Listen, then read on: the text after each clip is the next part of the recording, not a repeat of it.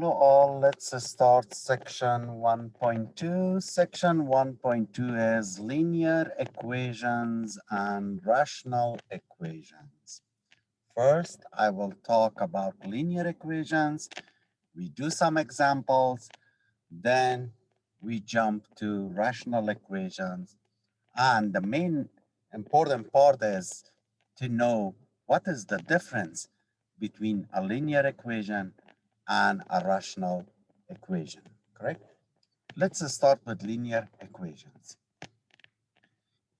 Any equation that's in the form of ax plus b equals c, or in some books, or in your book, it's in the form of ax plus b equals 0, which I like this form more, and it's in your book also, but in some books, even they put it equals c, doesn't matter. We call it a linear equation. Now, why we call it a linear equation? And after that, how to solve a linear equation. We call this equation a linear equation because the power of your variable is 1. You see here when you write ax and the power of x is 1, it means the graph of this equation immediately give you a straight line. That's the reason they call it a linear equation. Correct? Here, in this general form that I'm writing for you, ax plus b equals 0, a and b are numbers.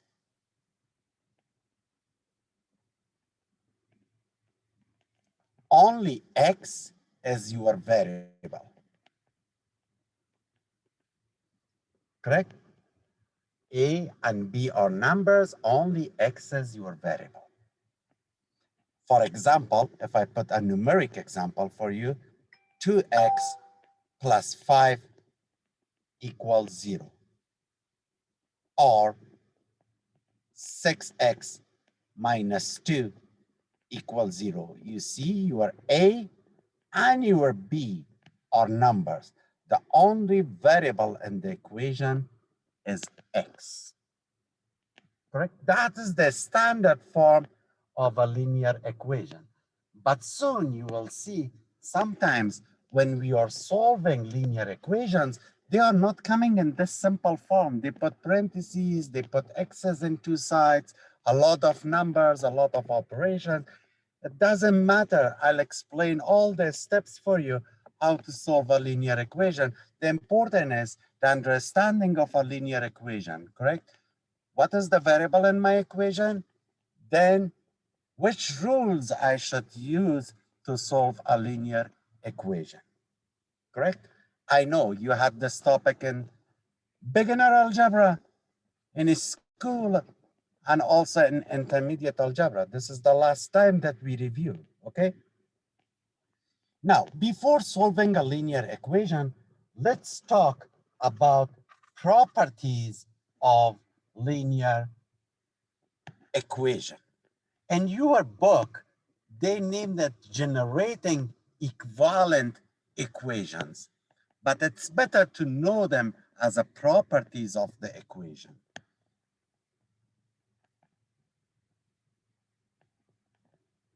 Properties of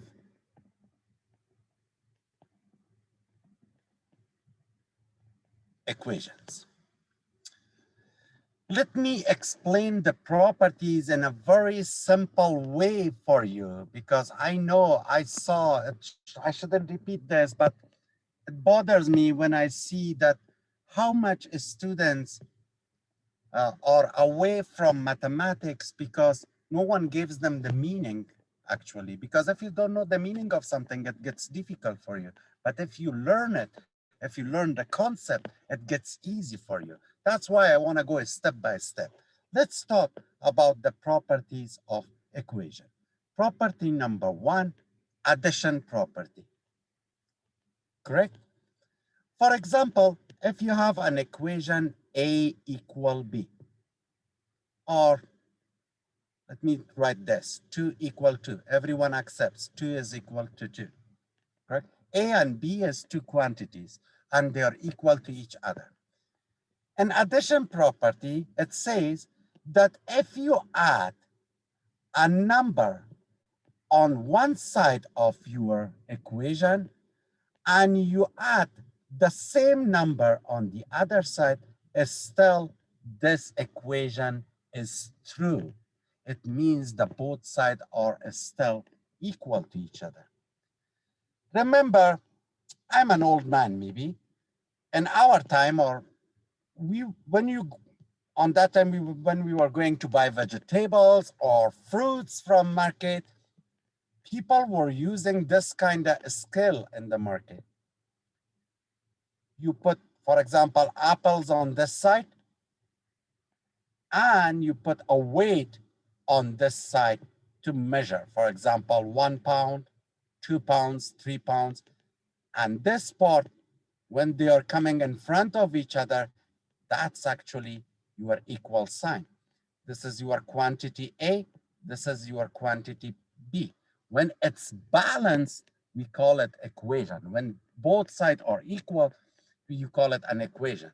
Now, if you add one more apple on this side, you have to put another weight on this side to measure it, to keep the balance, right? This is what the addition property says.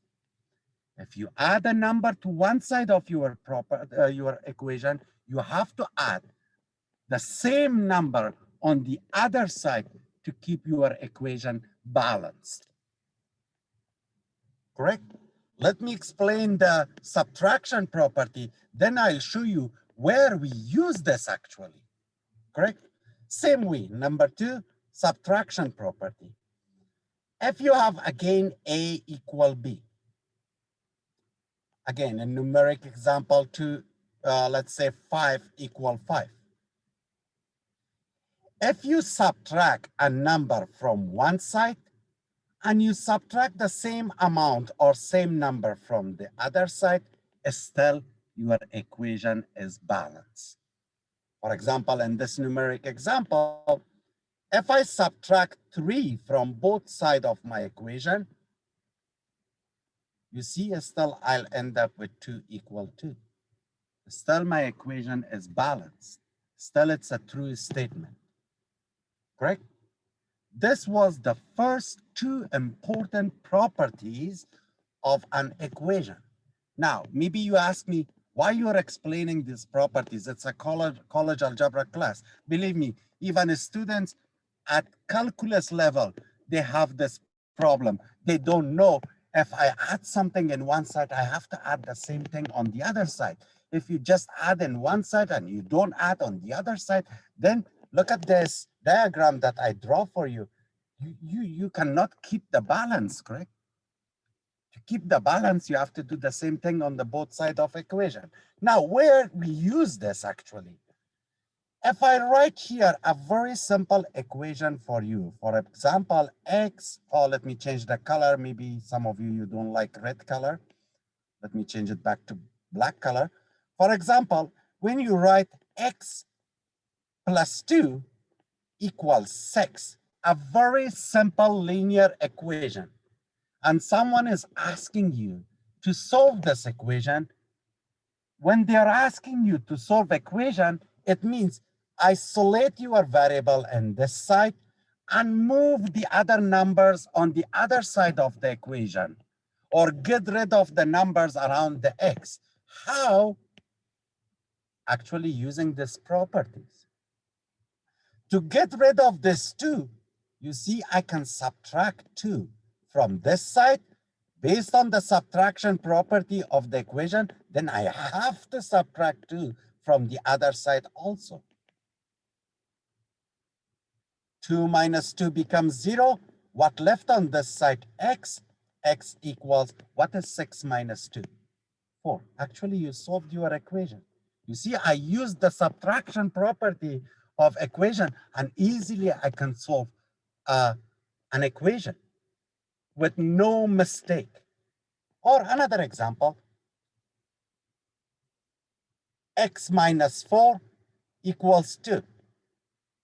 To solve this equation for x, what I do, first I'll add 4 to both sides to get rid of this number, right? To get rid of a number, you have to add it with opposite sign, correct? To change it to 0. These two cancels out, then x equals 2 plus 4 gives you 6. You solve the equation with no problem, no mistake.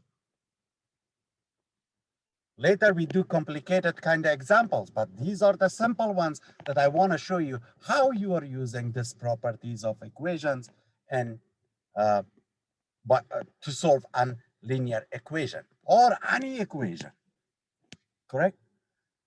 Property number 3, multiplication.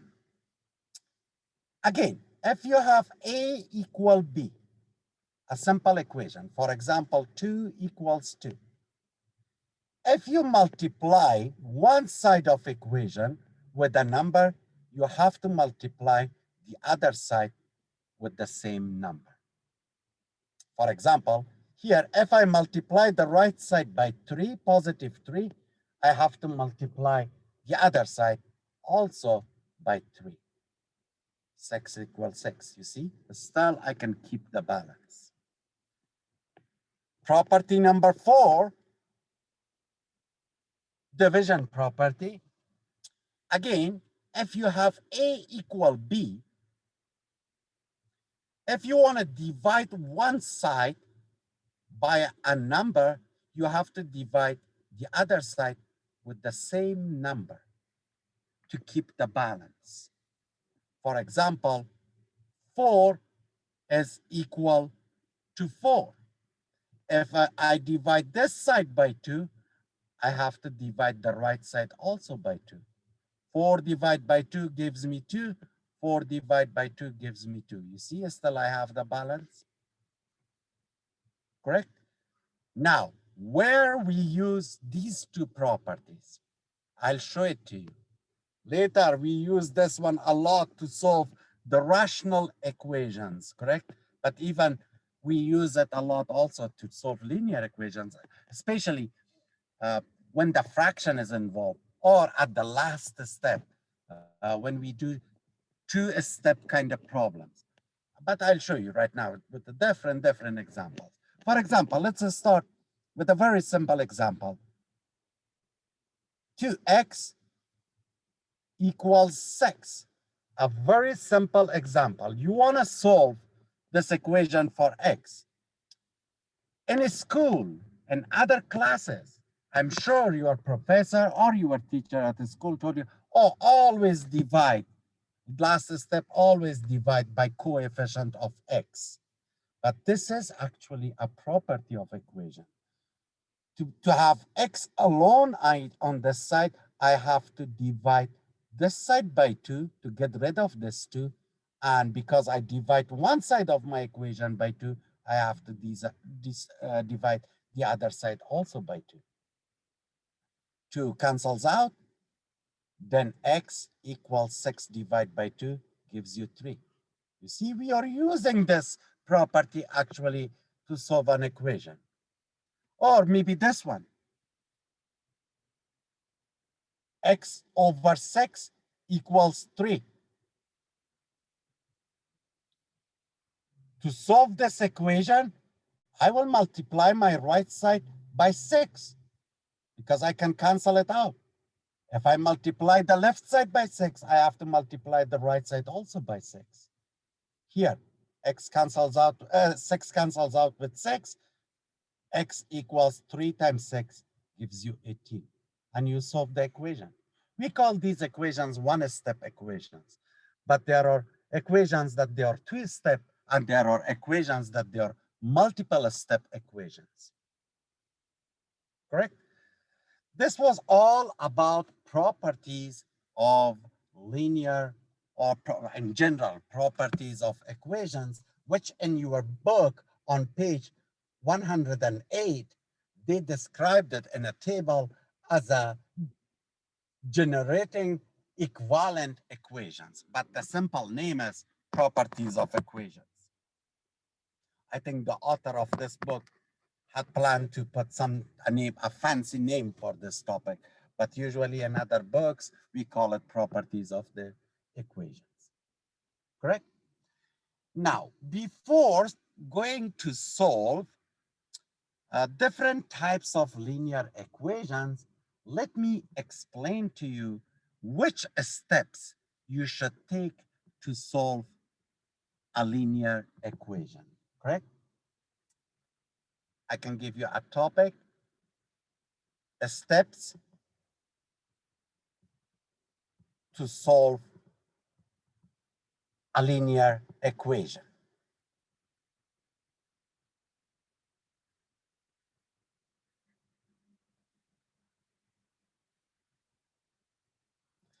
Step number 1. Simplify the algebraic expression on each side.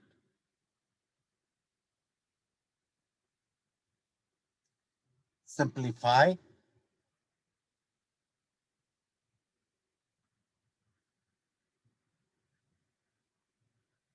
the algebraic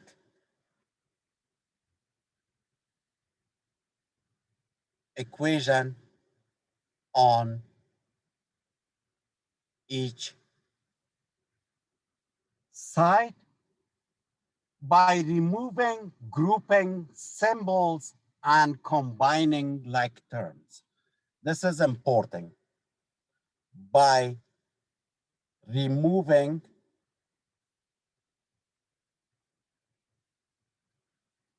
grouping symbols, correct? And combining like terms.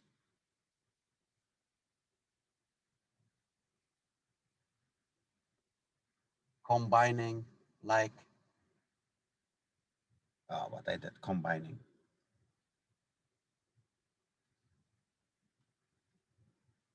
Like terms. What does it mean? Let me explain step 1 for you. Two important words here. Grouping symbols. At least each one of you had a beginner algebra class or a beginner math class, not even algebra. Grouping symbols can be parentheses. We call parentheses the grouping symbols. Brackets, they are the grouping symbols, correct? Even a fraction bar is used as a grouping symbol. Even later, because you are a college algebra student, radical sign is also a grouping symbol. Parentheses, brackets, they are only grouping symbols. Fractions, fraction bar, and radicals, they are grouping symbols and also they are operations. Parentheses, it's not an operation, it's just a grouping symbol.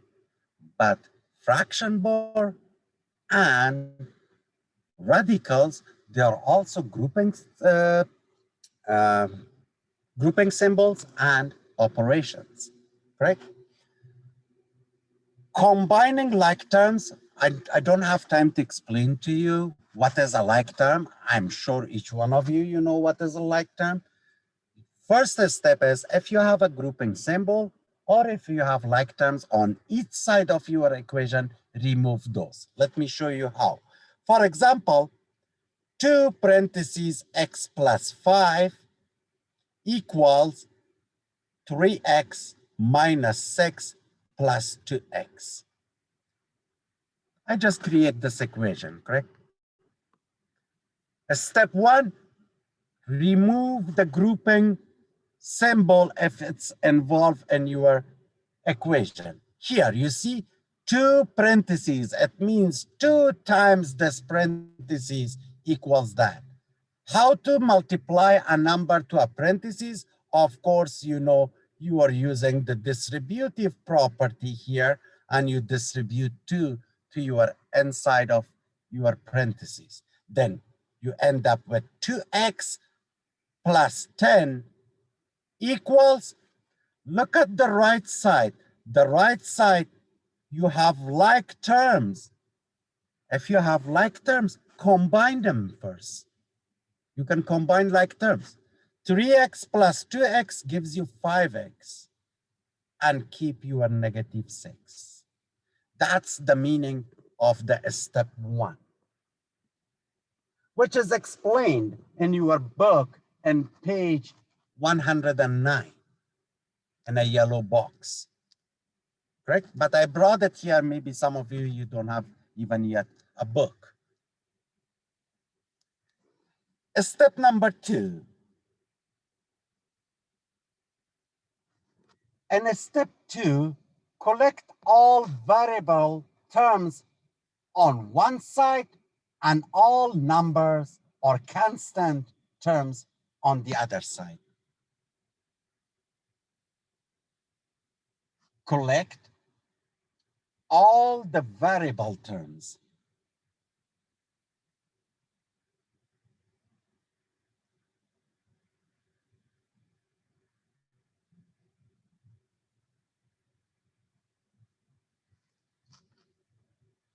On one side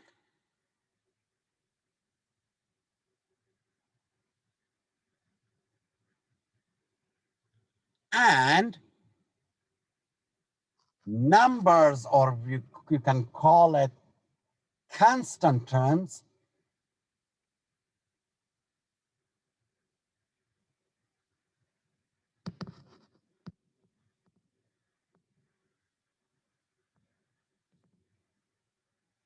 on the other side.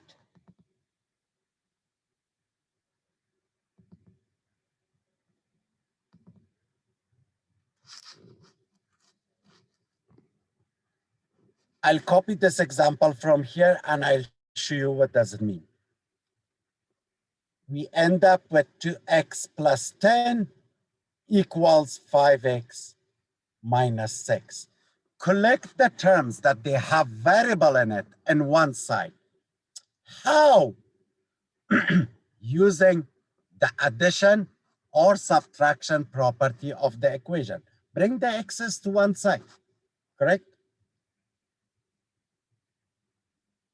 Look here, I want to bring 5x to the left side or bring the 2x to the right side. Doesn't matter which side. Sometimes you end up with negative. Who cares? You are in college algebra. You can divide by a negative number or you can multiply by a negative number. It doesn't matter. I know in a school, if you remember, your teachers are always telling you, oh, take the small term to the big term because you don't want to end up with a negative sign. No, it's not that way. It doesn't matter. It's college algebra. You are now in college. You can multiply by a number. I'll show it for you.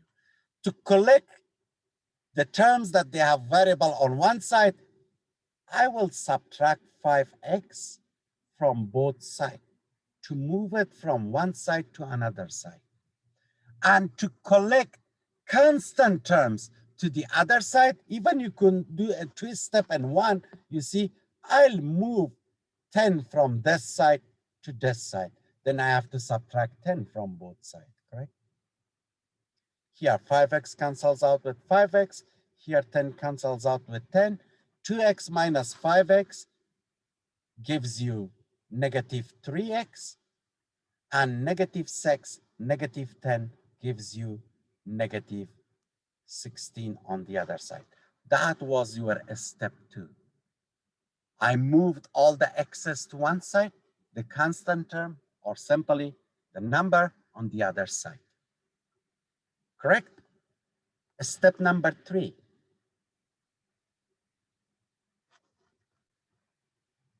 Isolate the variable and solve. Even we talked about this, correct? Isolate the variable and solve.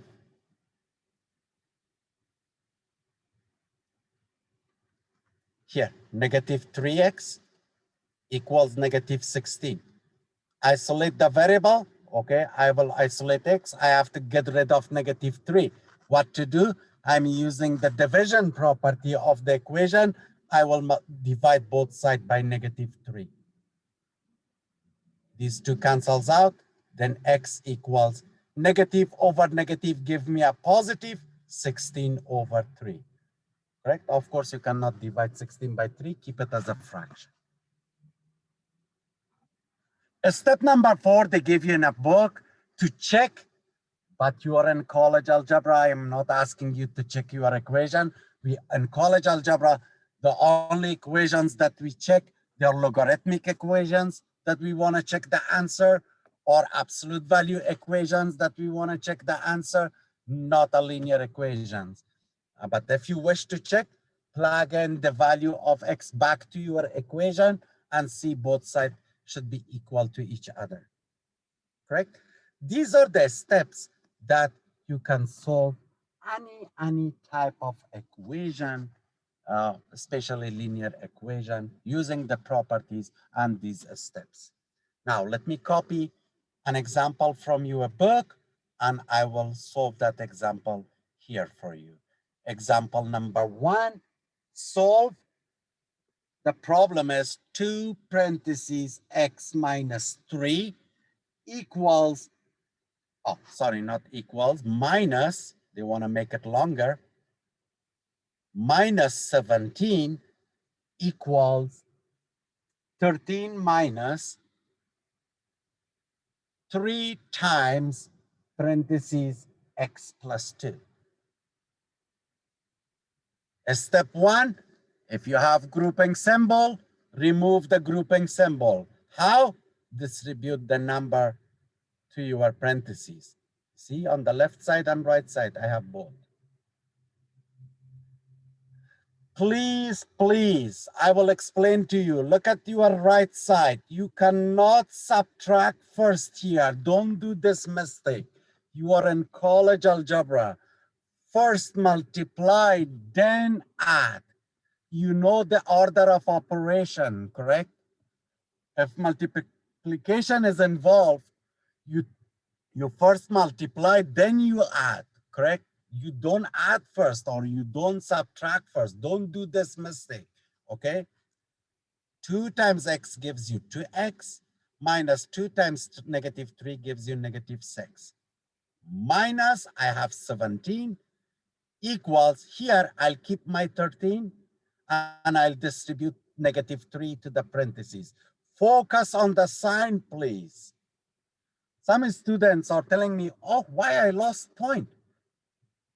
Because your answer was wrong. You multiplied -3 to a parentheses and you don't focus on the sign and you write the answer as a positive. Of course, it's a wrong answer, correct? Focus on the sign. Negative times positive gives you negative. 3 times x gives you 3x. Negative times positive gives you negative. 3 times 2 gives you 6. Of course, in step 1, I told you combine like terms if you have. Look at the left side, -6, -17. They're like terms. I can combine them.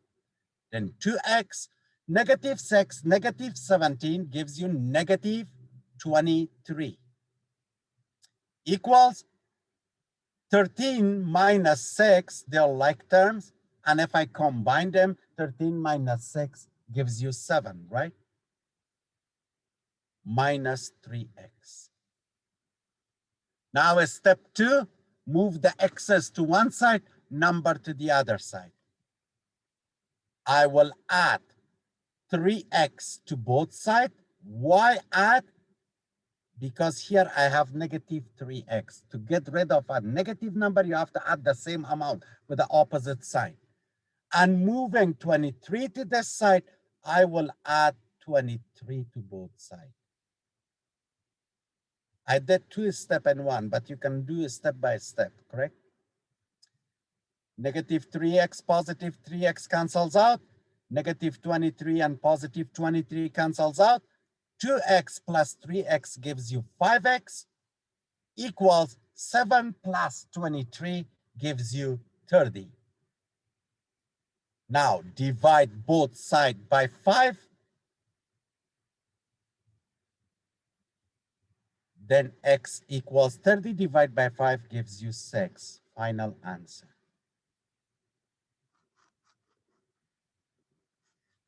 Correct? I'll show you all the steps. Students like to avoid doing a step by step, especially when you are new with this topic. You will do a lot of mistakes if you escape the steps. I'm recommending you, I'm encouraging you, take your time, go slow, solve each problem step by step. Let me do another example also for you, then I'll jump to uh, rational equations, correct?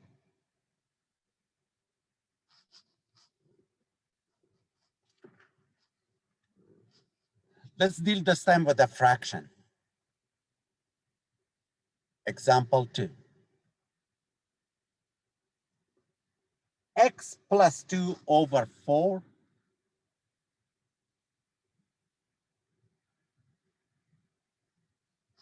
minus x minus 1 over 3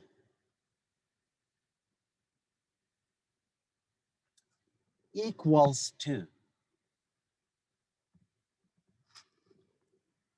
Hopefully none of you in this class, but a lot of students, when they see a fraction, an equation, say, whoa, how to deal with fraction. Oh, it's fraction, it's so difficult. Let me show you an easy way how you can get rid of a fraction which is involved in your equation, and you can make a very simple equation for you.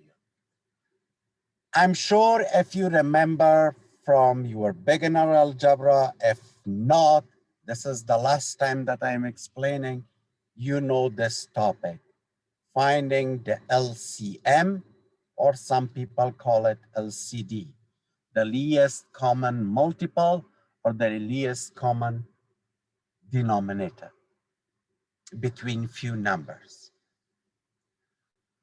What you do to get rid of the fraction, find the LCM between your denominators. Here, even 2, you can write it as a fraction 2 over 1. It means find the LCM or LCD between 4, 3, and 1. 1 is not important. The important part is between 4 and 3. Of course, I know between 4 and 3, it's really easy. You multiply both of them, it's 12. But what if these denominators were like 12, 6, 4, and 5? Now what is the denominator? You have to practice how to find the LCM. I'll show you the easy method. To find the LCM between given numbers, write your numbers like this. Draw a vertical line on the left side. We call this method the division method, correct? But I know you did in school the 3 method. That's for a school. Here, division method is the fastest, easiest method. Start with the smallest number that at least one of these 2 numbers can be divided by.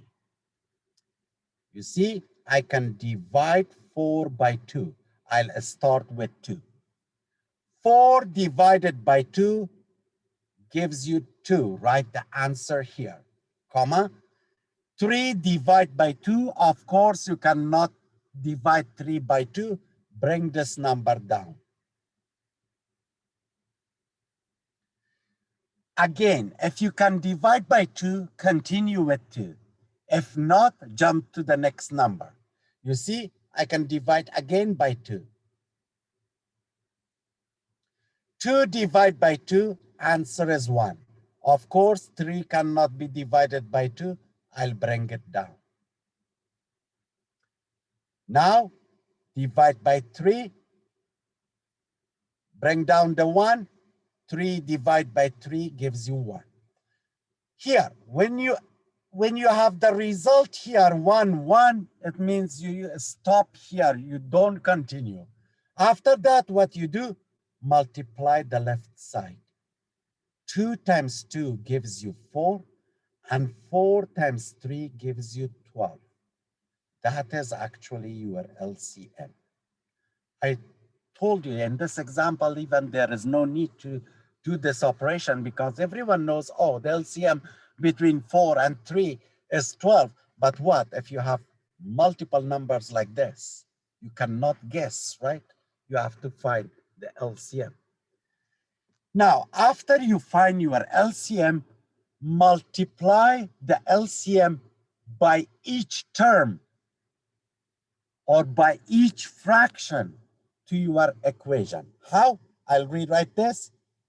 I have x plus 2 over 4 minus x minus 1 over 3 equals 2. I will multiply my LCM, which is 12, to all of them. I will multiply it here. I will multiply 12 here, and I will multiply 12 here. Focus here. When I tell two students multiply, they immediately start distributing to the top. No. Why you find LCM? Why you want to multiply? Because you want to get rid of the denominator. Now, what you do here, start simplifying.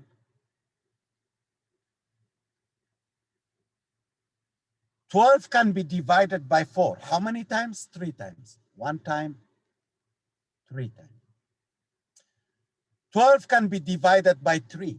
How many times? Of course, 4 times. Here you go. That's your first step. Please do one more step to avoid mistakes, correct? Rewrite this step and then multiply. I know some students, they like to distribute here. You can do it, but sometimes you are missing the sign. That's why I'm telling you to rewrite one more step, then multiply, correct? What left? 3 parentheses x plus 2 minus 4 parentheses x minus 1 equals 2 times 12 gives you 24. Now you see no fraction anymore.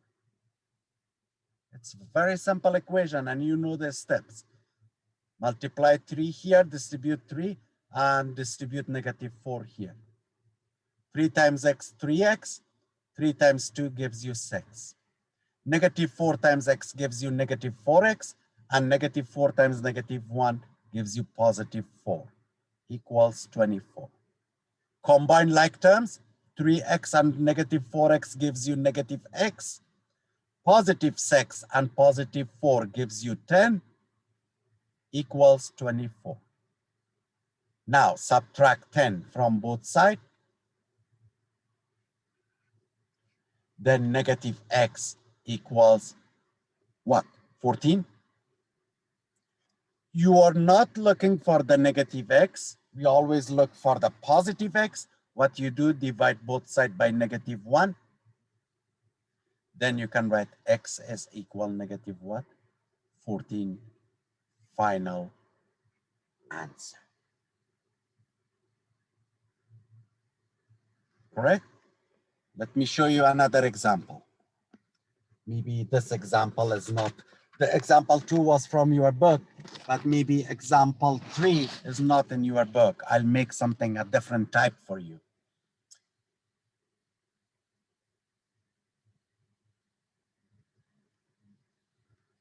1/2 times x plus 3 minus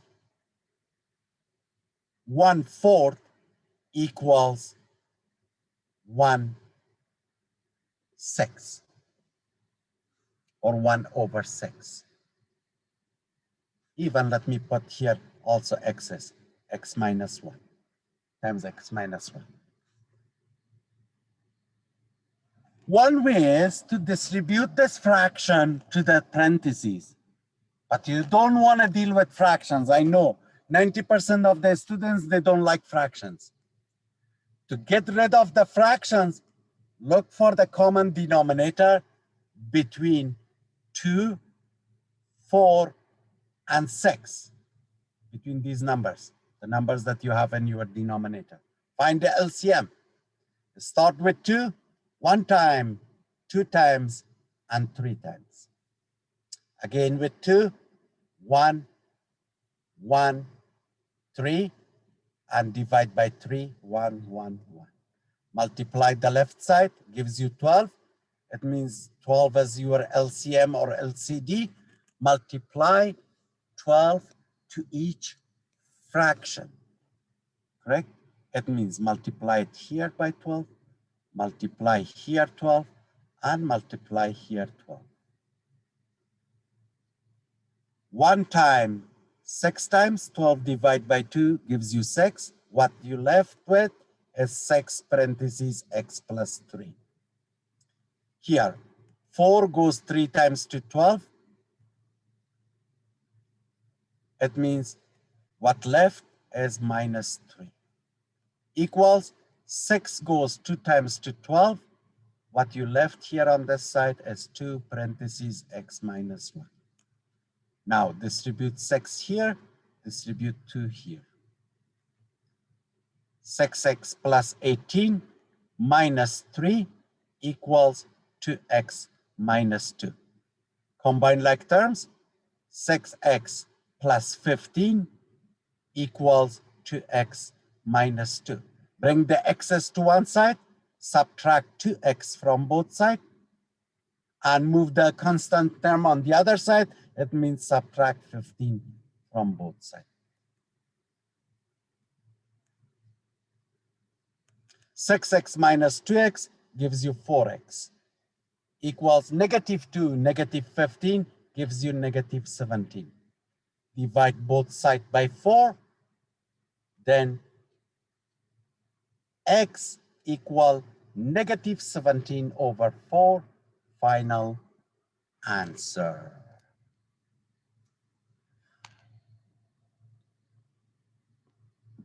This was the first part of your lecture. That's all about linear equations, correct? The second part of your lecture is rational equations, correct? Let me write here for you.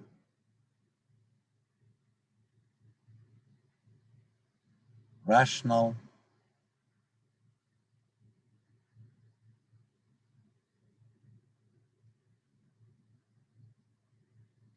equations.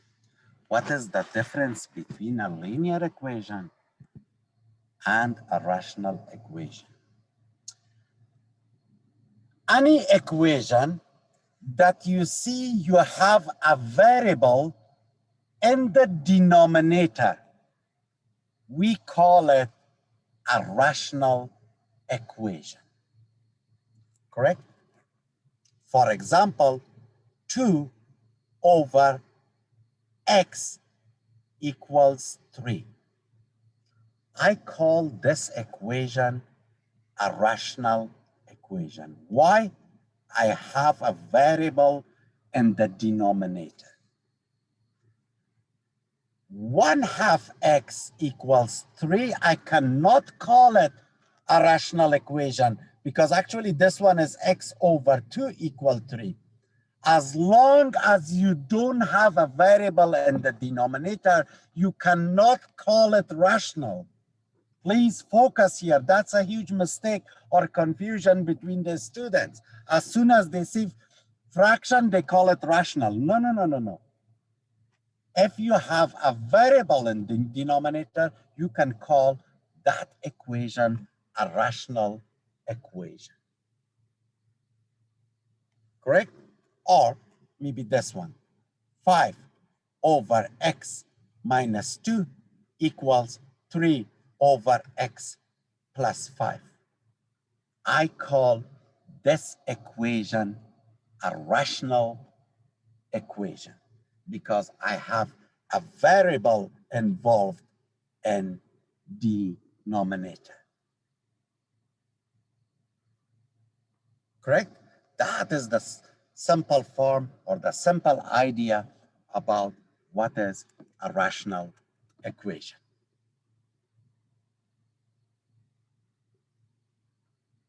Now, how to solve a rational equation? Before solving the rational equations, I will talk about a very important topic, which we call it which values actually can change a fraction to undefined. Look, I'm sure all of you, you know this, that 0 over a number, for example, 0 over 2, your answer is always 0. 0 divided by a number is always the answer is 0. But what is the answer for this? A number divided by 0 or 2 divided by 0. A lot of students, when I'm in face-to-face class, when I ask this question, some of them, they give me the right answer. Some of them, they think it's also 0, or maybe it's 1. No. A number divided by 0, we call it undefined. Correct? The answer, a number over a 0, is undefined. I don't want to explain it right now too much, but soon, when we are dealing with rational functions, I will introduce this as a vertical asymptote for you, but not now. We are on the first or second day of the class, correct?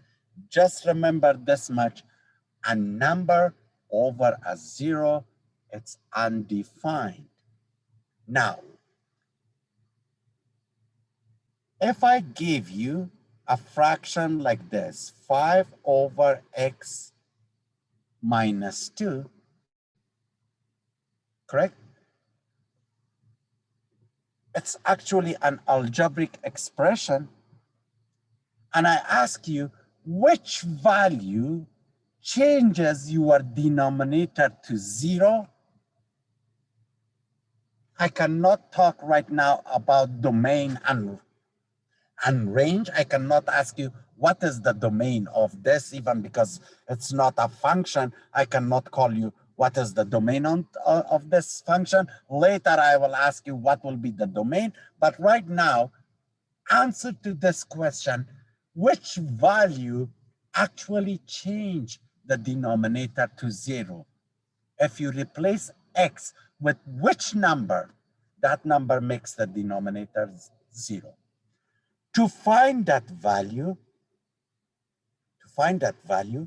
you have to make your denominator equal to 0. Set the denominator equal to 0 and solve it. That is the number that changes your denominator to 0. Look, if I solve this, I will add 2 to the both sides, then x equals 2 is that number. You see, you had 5 over x minus 2. If I replace x with 2, it will be 5 over 2 minus 2. It will be 5 over 0, which is undefined. Correct? Why I explained this? Because when you solve a rational equation, sometimes even you have an answer, but your answer will be, the answer for the equation will be no solution. And you think, why it's no solution? I have x equals x, or I have x equal 2, but the answer at the back of the book is no solution. What is this?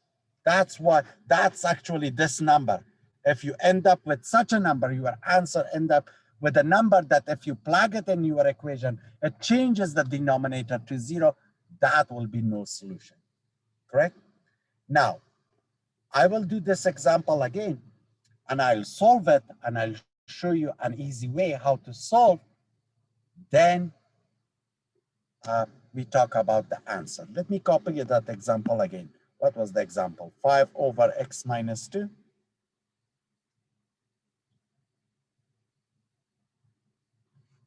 Look at my fraction bar. I don't like it. My pen is moving like without control. I don't know which way it's moving. 5, for example, x over 2 equals, let's put another number here, maybe 3 over x plus 5. Let's solve this equation. If you have only two fractions on two sides of the equation, this one is actually really easy to solve. But sometimes they give you multiple fractions on one side, correct? That is the difficult one to solve.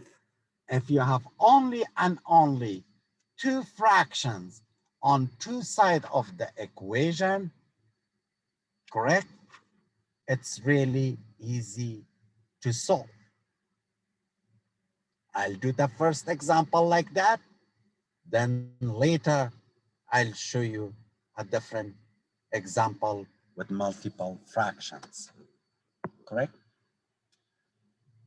If you have a problem like this, two solid fractions and two sides, what you do, use the cross multiply method. That is the easiest method. Do cross multiply. It means you do this. 5 times x plus 5 equals 3 times x minus 2. You see, no fraction anymore. And you can solve it easily now. Distribute 5 to both sides, to the parentheses, and here distribute 3 to this parentheses. 5x plus 25 equals 3x minus 6. Bring the x's to one side, subtract 3x from both sides, and subtract 25 from both sides. These two cancels out, these two cancels out. 5x minus 3x gives you 2x equals negative 25, and negative 6 gives you negative 31. Divide both sides by 2. X equals negative 31 over 2 as your final answer. Now, is this the answer? Yes or no? The easy way to check is, look, your actual problem is 5 over x minus 2 equals 3 over x plus 5. What you do, two ways to do. Which number changes this denominator to 0? Of course, 2. Which number changes this denominator to 0? Of course, negative 5. Negative 31 over 2 is not 2. It's not 5. If this number was one of these, you can write no solution. But these numbers, actually negative 31 over 2, is not changing your denominator to 0. If you plug this number here, or if you plug this number here, your denominator doesn't become 0. That's why that's your answer. If you plug in this number to your denominator and change your denominator to 0, it means the answer for your problem will be no solution. Let me copy now an example from your book, a better example. X over x minus 3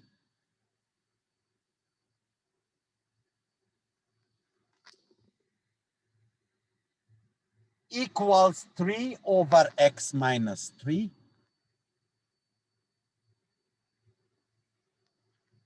plus 9.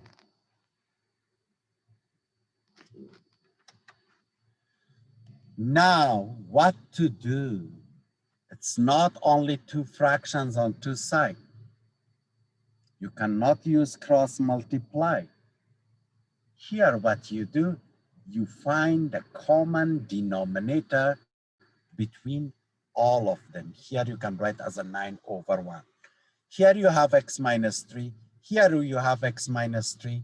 The common denominator between x minus 3, and 1 is x minus 3.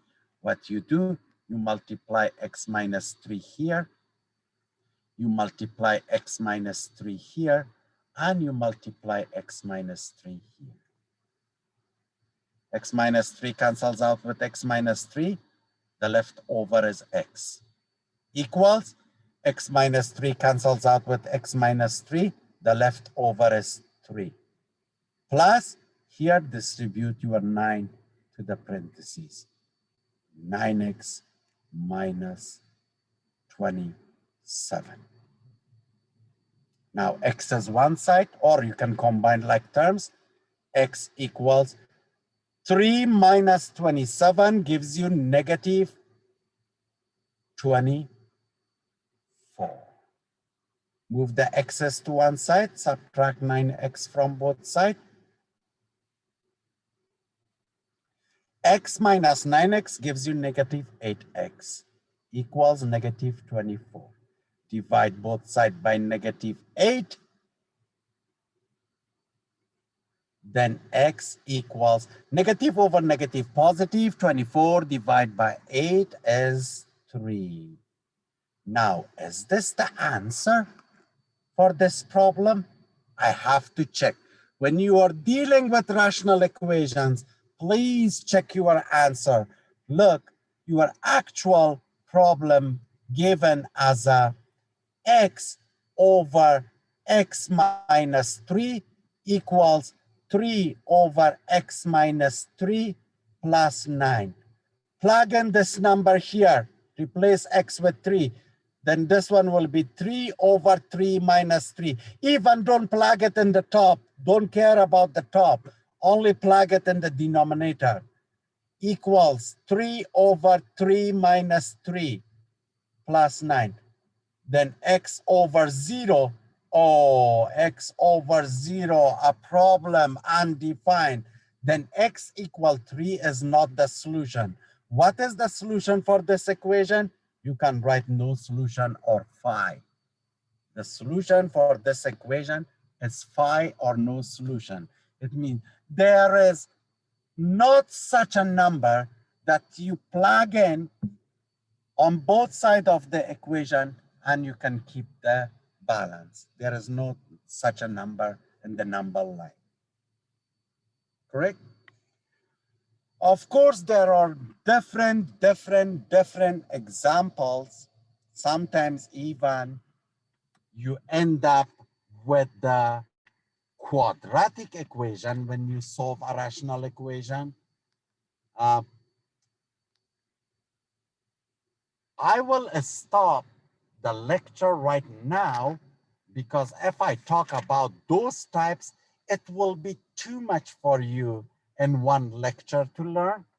I'll stop it now. Later, we will discuss those types also that, how to find the common denominator if they are different. Right now, I used an example for you. Here, x minus 3, it's really easy to find the LCM between x minus 3 and x minus 3. Of course, it's x minus 3. But what if one of them was x plus 5, the other one was x minus 3? Or one of them, you had a quadratic equation in the denominator. I'll stop the lecture here because that lecture needs I don't know how much you remember factoring trinomials.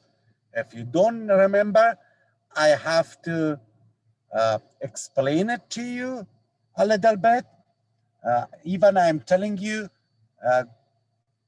check online on YouTube or maybe any other resource, or if you have an intermediate algebra book, please, before my lecture, review the factoring.